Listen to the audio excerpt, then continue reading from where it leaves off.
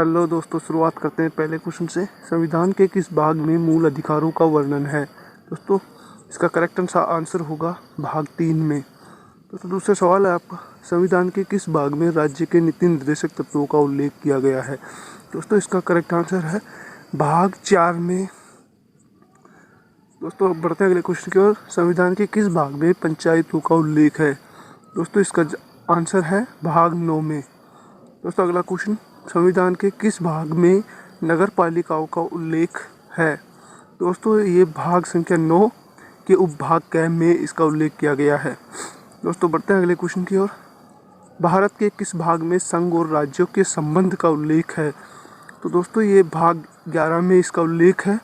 दोस्तों, अगला क्वेश्चन, संविधान संशोधन किस अनुच्छेद के अंतर्गत आता है? दोस्तों, ये अनुच्छेद 368 के अंतर्गत आता है, जिसके अनुसार संविधान में कोई भी संशोधन होता है तो 368 में आता है।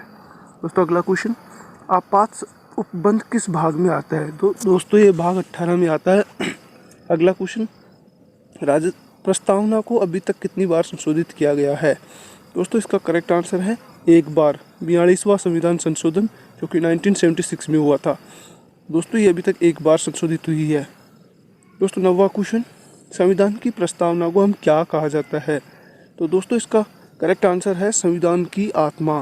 दोस्तों, अगला क्वेश्चन, संविधान में कितनी भाषाओं का उल्लेख किया गया है? तो दोस्तों, इसका करेक्ट आंसर है संविधान में 22 भाषाओं का उल्लेख किया गया है। दोस्तों, बढ़ते हैं अगले क्वेश्चन की ओर। संविधान की किस अनुसूची में 22 भाषाओं का उल्लेख है? तो दोस्तों, ये अनुसूची 8 में इन 22 भाषाओं का उल्लेख किया गया है।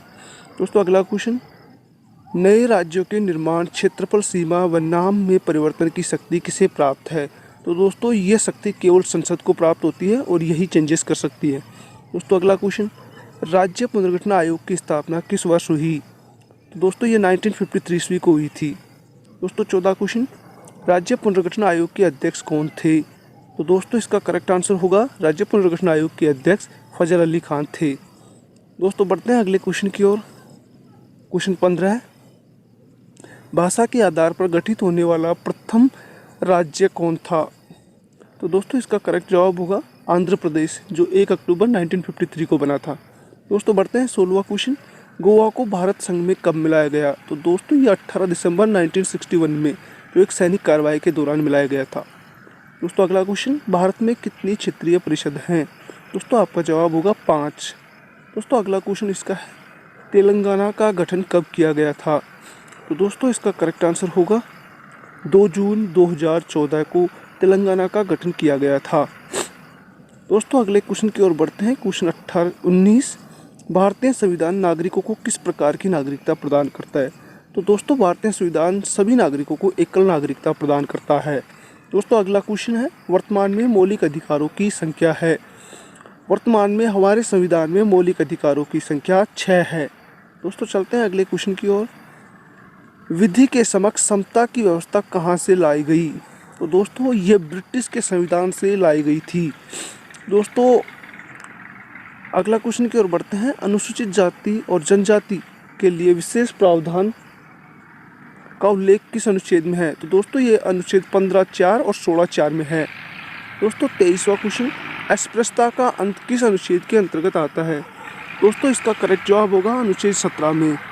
दोस्तों, अगला क्वेश्चन 24, उपाधियों का अंत किस अनुच्छेद के अंतर्गत आता है? तो दोस्तों, उपाधियों का अंत अनुच्छेद 18 के अंतर्गत आता है। दोस्तों, बढ़ते हैं अगले क्वेश्चन की ओर। क्वेश्चन 25, संपत्ति के अधिकार को किस संशोधन के द्वारा मूल अधिकार की श्रेणी से हटाया गया? तो दोस्तों, इसका करेक्ट आंसर होगा 44वें संविधान संशोधन 1978 के तहत। दोस्तों, अगला क्वेश्चन 26, संपत्ति का अधिकार किस अनुच्छेद के अंतर्गत आता है? तो दोस्तों, ये अनुच्छेद 300 के उपभाग क में आता है, जो कि एक कानूनी अधिकार है। दोस्तों, अगला क्वेश्चन, स्वतंत्रता का अधिकार किस अनुच्छेद के अंतर्गत आता है? तो दोस्तों, ये अधिकार अनुच्छेद 19 के अंतर्गत आता है।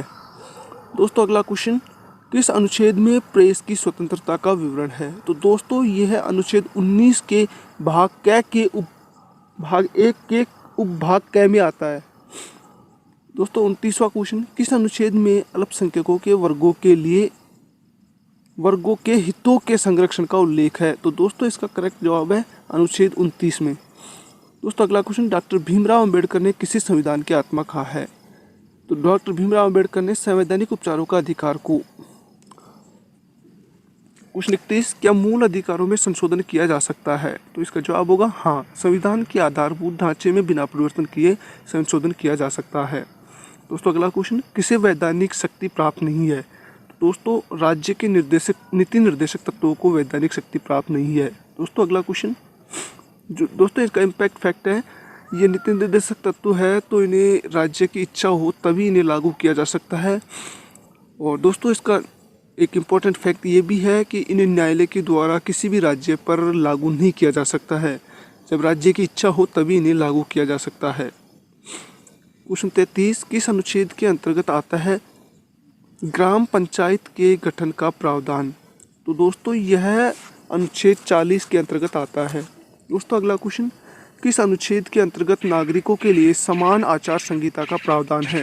तो दोस्तों इसका करेक्ट जवाब होगा अनुच्छेद 44। क्वेश्चन 35, किस अनुच्छेद के अंतर्गत वन्य जीवों की रक्षा का प्रावधान है? तो दोस्तों इसका करेक्ट आंसर होगा अनुच्छेद 48 के भाग क में। दोस्तों अगला क्वेश्चन 30 के किस अनुच्छेद के अंतर्गत न्यायपालिका व कार्यपालिका के पृथक्करण का प्रावधान है? दोस्तों इसका करेक्ट आंसर होगा अनुच्छेद 50 के तहत।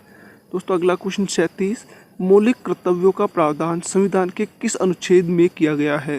दोस्तों इसका करेक्ट जवाब होगा अनुच्छेद 51 के भाग क में। क्वेश्चन 38, किस संविधान संशोधन के तहत मौलिक कर्तव्यों को संविधान में शामिल किया गया? तो 42वें संविधान संशोधन 1976 के द्वारा। क्वेश्चन 39, भारतीय संविधान में कितने मौलिक कर्तव्यों का उल्लेख है? दोस्तों इसका करेक्ट जवाब होगा 11 मौलिक कर्तव्यों का उल्लेख है। क्वेश्चन 40, संघीय कार्यपालिका का प्रमुख कौन होता है? तो दोस्तों संघीय कार्यपालिका का प्रमुख जो होता है वो हमारे देश का राष्ट्रपति होता है।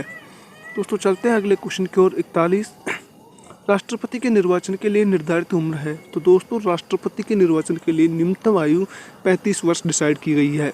दोस्तों अगला क्वेश्चन 42, संविधान के किस अनुच्छेद में राष्ट्रपति के निर्वाचन का उल्लेख किया गया है? तो दोस्तों यह संविधान के 54वें अनुच्छेद में राष्ट्रपति के निर्वाचन का उल्लेख किया गया है।